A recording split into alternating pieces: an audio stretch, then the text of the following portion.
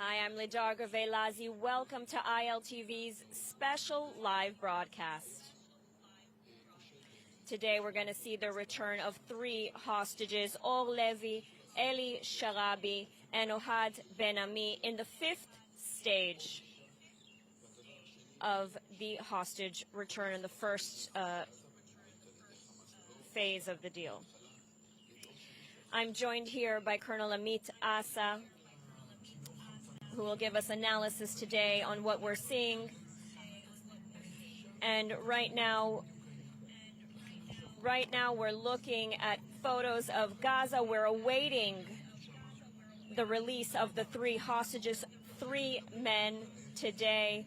And we are set to see Or Levi, Eli Sharabi, and Ohad Ben Ami. It's going to be a bittersweet reunion today, and we will shortly see these 3 men released. Right now, the Red Cross is making its way to the pick-up point where Hamas has once again put on a show, once again set up a stage, putting on their usual PR show when they release the hostages. We're seeing armed Hamas men. We're seeing a stage being set up. Amit, turning to you, what do you make of this show that we're seeing? Yeah, it's a big show for Hamas. As we know, they are willing to do this kind of a show for the propaganda, to show the whole world that they are ruling in Gaza, that it's also for their people. Palestinians in Gaza Strip have to see this show to understand that Hamas is still on his hand, on his legs, and is ruling Gaza. It's very important for Hamas also to show that they are treating the hostages as human as we understand that it's just a show, because they are dealing with them with no human real life. And I think we will see again a show with a lot of soldiers, even if Hamas doesn't have any force like before. They will show us that there is a lot of soldiers surrounding there. It's a big show for Hamas. Of course, it's a propaganda. Absolutely, and we've seen this in the first 4 stages that they've released the hostages. This is the 5th stage in the first phase of the deal, and we have 3 more stages left after this one. Next week, we're supposed to see the release of another 3 hostages. The week after, another 3 hostages, and in the final week, we're supposed to see the release of the remaining 11 hostages, totaling 33 hostages that have been released, along with 5 Thai nationals that were released as well by Hamas. And right now, we're looking at scenes again from Deir el-Balach. We're seeing Hamas's stage show, and we were just talking ahead of the broadcast. You were telling me a little bit about Deir el-Balach and its significance right now. Yeah, of course, Deir el-Balach is the central area of Gaza Strip. It's not Gaza City. And what's important there is that we know that IDF haven't been there yet. IDF was acted previously with the northern side of Gaza, Jabalia, Shajaiya, and all the area in the north, and also in Rafah, that it's in the south. Deir el-Balach wasn't acted, and the reason was because we know that most of the hostages are kept there in Deir el-Balach, and we didn't want them to be hurt if we are getting into action in Deir el-Balach. That's why we can see a lot of buildings are still on, and it's not damaged. And the IDF is intending to get into Deir el-Balach to maintain the force against all the Hamas that are there. And this is the stage that they choose because it's shown that they are alive, they are still with no damage, and they have the power to rule the Gaza Strip. So a very stark contrast from some of the other scenes that we've seen in Gaza, scenes of destruction, buildings, collapsed. And here we see really buildings intact. We see lots of cars, lots of people. Almost looks like a normal, city. Yeah, this is part of the show. This is part of the show to see, to show to the world everything is under control. We are ruling. Gaza, but this is just a show.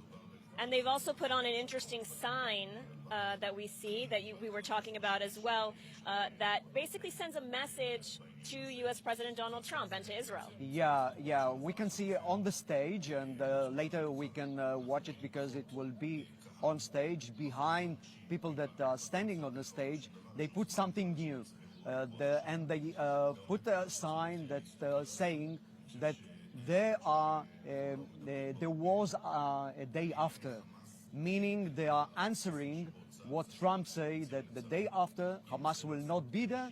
They are putting a sign, a new sign for Trump and for the world that there was a day after. And so let's talk a little bit about sort of this bombshell that U.S. President Trump dropped this past week in his press conference with Prime Minister Benjamin Netanyahu. Prime Minister Netanyahu was the very first foreign leader to meet with Trump, to be invited to the White House, sort of in a show of solidarity between Israel and the U.S., repairing ties that were perhaps damaged a little bit in the Biden administration. And Trump dropping this bombshell that he intends to relocate all of the Gazan civilians to other countries, Egypt, Jordan, perhaps other countries as well, and rebuild the Gaza Strip. So what do you make of this plan? Is it feasible? Is it plausible? First, it's possible because it's been done in other places in the world. Just in Gaza, we didn't do it because actually nobody wants the Palestinian. They know that terror organization, they're willing to do damage any place that they will be in. In the history, we know that in Jordan, they make a lot of mess, the Palestinians. Nobody wants them in the Hashemi kingdom. In Egypt also, the Ikhwan al-Muslimin, the Brotherhood of Muslims, are putting the administration of Egypt in a risk. So nobody wants them.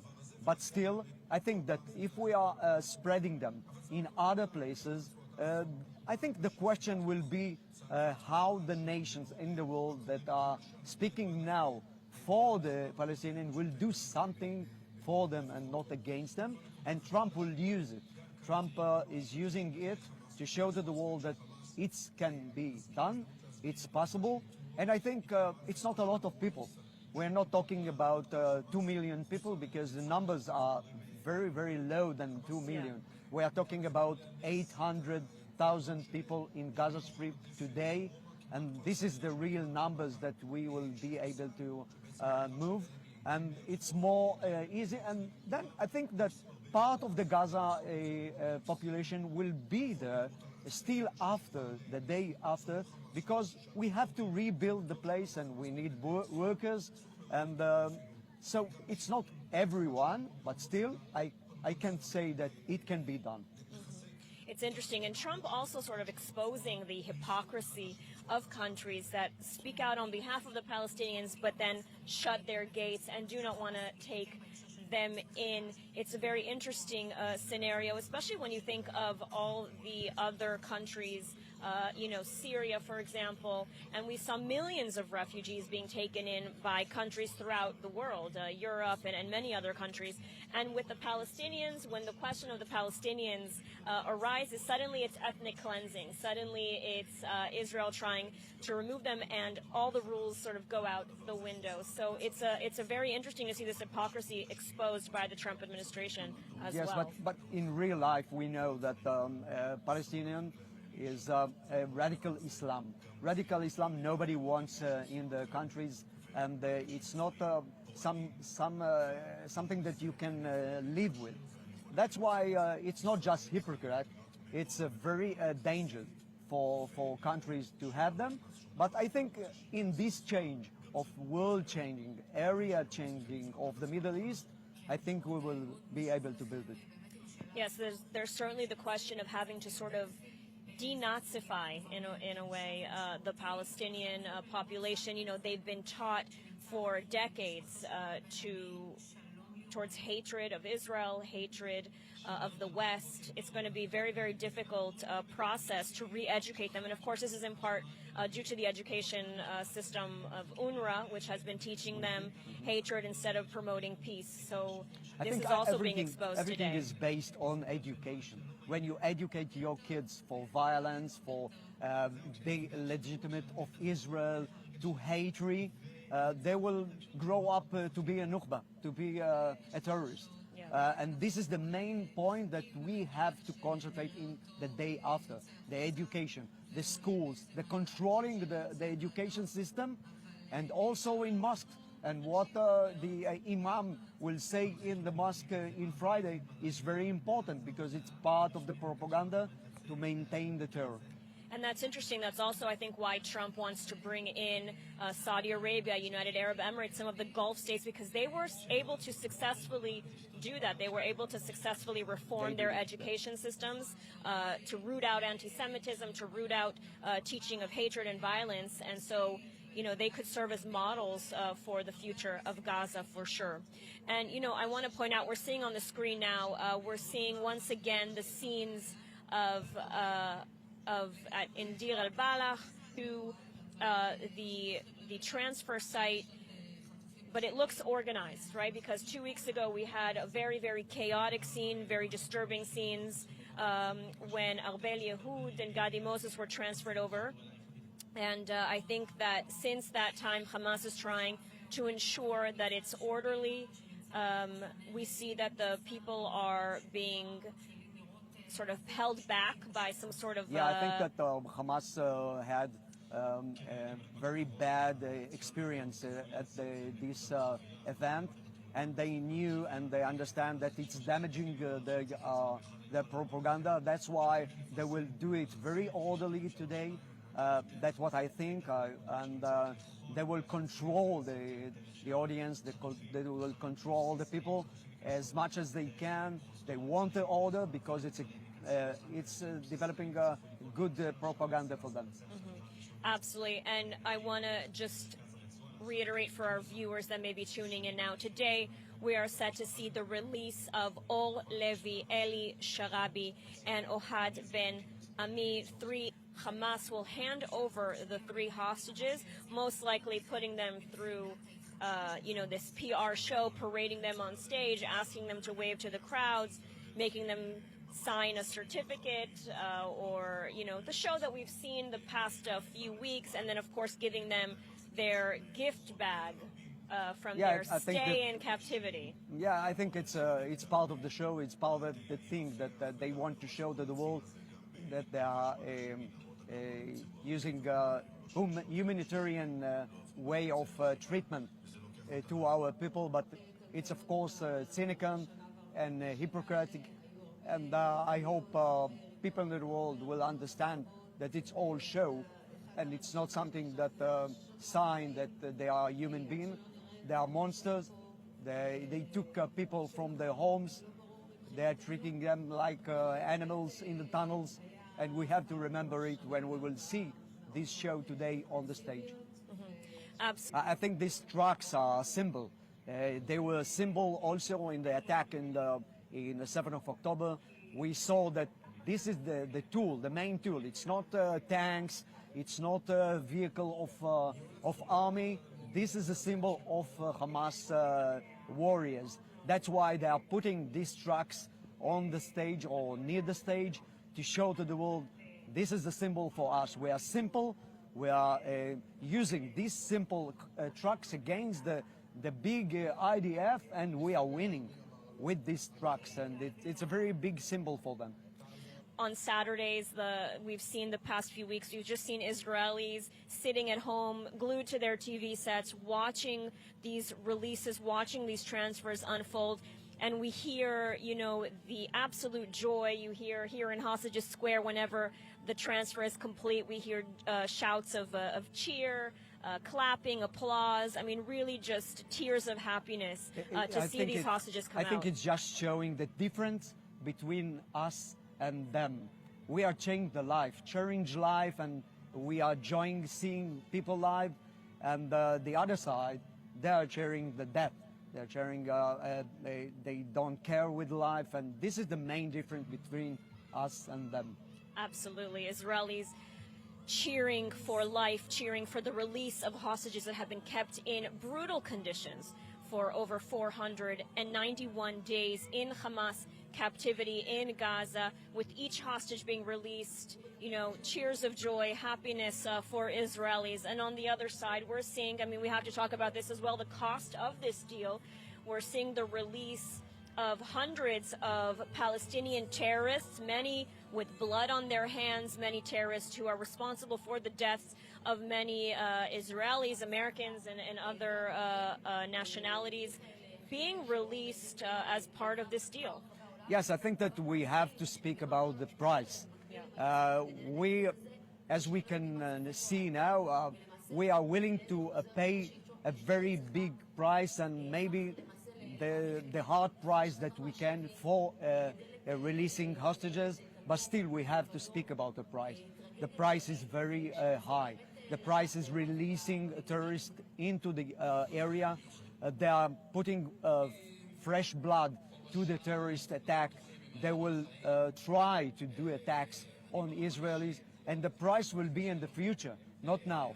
The names that we don't know about them that will be killed because of these terrorists are releasing, this is the price really that we will have to pay. And of course the price is families at the past that was hurt. I want to stop you for a second, make sort of this little parade ahead of the release of the hostages. We're seeing again the cynical use of children and women by Hamas being paraded in the streets, cameramen surrounding them walking, carrying Palestinian flags. This is also something new, this sort of parade it's not that just they're putting it's on. not just a cynical way to show that they are part of the war. It's also part of the education, part of mentality.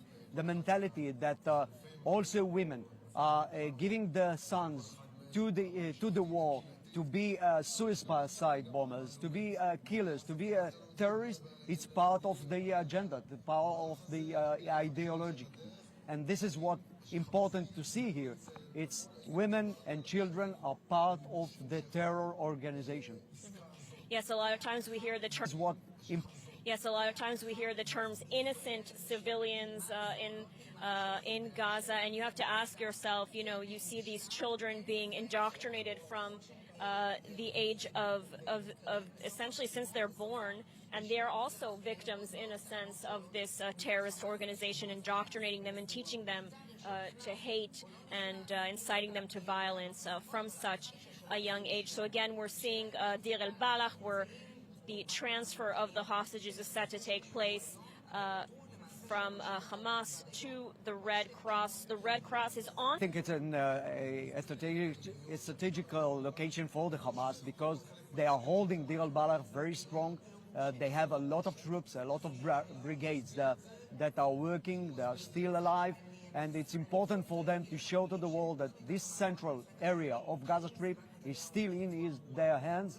And I think that another word I can add about the Red Cross. Red Cross is getting in to get our hostages. They are just a driver. They didn't do anything for the hostages all this month. Not names, not a condition, nothing they did for the hostages. And just a sign that they are just drivers in this occasion. Yeah, I think today is a very cold day. Outside, but inside in our hearts is very warm, and we are willing to see them, and everybody is exciting, of course, for what will happen today, and this is warming. Absolutely. We need it for the weather. I like that, chilly outside but warm in our hearts. Absolutely. That's something that Trump is now calling Egypt out on, demanding that it open its border and take in Palestinians. Egypt, of course, opposing this. Yes, I think nobody wants the Palestinians because they are bringing the ideology of terror. They are bringing the ideology of war, of any place that they will be in Europe, in any place that you can see that they are bringing the radical Islamic ideology, and nobody wants them that way inside. Colonel Amit Asa, I know that you have to leave us shortly, so I just want to hear maybe some final thoughts from you.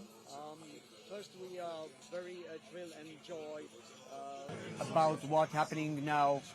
We can understand that in the other side, we have a terror organization. We have a population that support terror, that they are willing to death and not willing to a life like us. I think another thing that we have to take in consideration, this is the price. We are paying a very pressure price. Until now, we paid with soldiers that fall down for this event to happen, to bring up the hostages back, and also the price that maybe we will have to pay at the future with a lot of terrorists releasing to the area and willing to take over the terror attacks at the field, and a lot of people will be killed in Israel and maybe outside for that. So the price is also have to be in front of us. Absolutely. Colonel Amit Asa, thank you so much for joining us today. Thank you so much for your analysis. Thank you. Thank you. All right.